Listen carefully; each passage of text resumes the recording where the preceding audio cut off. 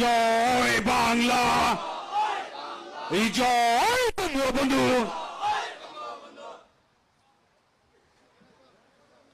পৃথিবীর সবচাইতে অন্যতম প্রাচীনতম দল বাংলাদেশ আওয়ামী লীগ। সেই আওয়ামী লীগের ৭৫তম প্রতিষ্ঠা বার্ষিকী পালন উপলক্ষে এবং